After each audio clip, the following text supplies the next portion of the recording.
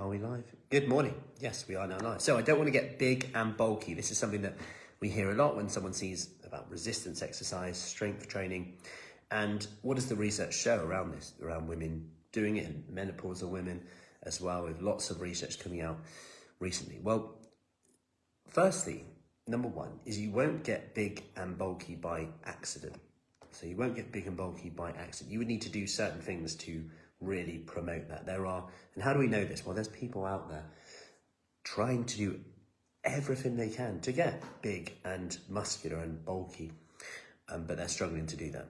And if you look at the government guidelines where they say at least 2 muscle strengthening styles of exercise every week, how many of us are doing that? Not many at all. I'm not sure the latest stats, but it's always a crazily low number, partly because of knowing what to do, knowing what's safe, knowing what's effective. Number two, if you look at a recent systematic review of this, they looked at all of the strength-based studies or high-quality strength-based studies in menopausal women to look at what the benefits were, and they showed that bone density, hormonal symptoms, lean mass, which is a common thing that decreases with hormonal changes, was increased. So you look at those three things, you look at the symptoms around menopause, and that seems to be something that we should all be doing. You then look at some of the research around strengthening the glutes and the quads on certain injuries that are more common in menopausal women as well. And there seems to be a benefit again, which is really exciting actually.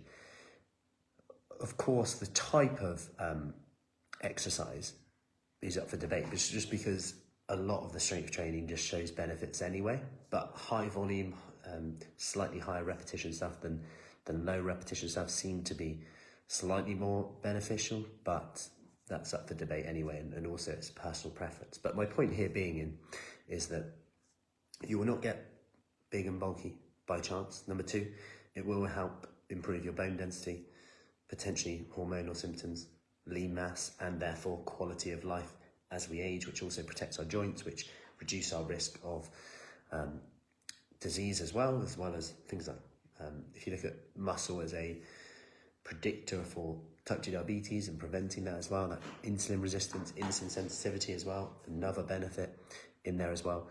And also just on top of this, thinking about in general, like menopause aside, as we age, strength training just has all of those benefits for everyone in terms of osteoporosis, osteopenia, which is talked about a lot more now as well, risk of disease as we age, quality of life.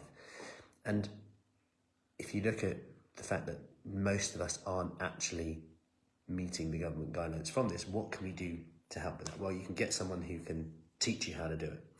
And they looked in this study that actually it was more beneficial to go to someone to show you strength training than do unsupervised at home, which is unsurprising, I guess, but it's just interesting for it to be there in black and white in the research paper. Anyway, my advice to you is to start to do some strength training if you're not already. I always get quite excited when someone inquires at Fruci Fit and goes, oh no, I've never really done much resistance work before, because I always know that, great, you're going to respond really well to the stimulus that we put on. Anyway, have a lovely Sunday. Hope that helps. That's this morning's research ramble.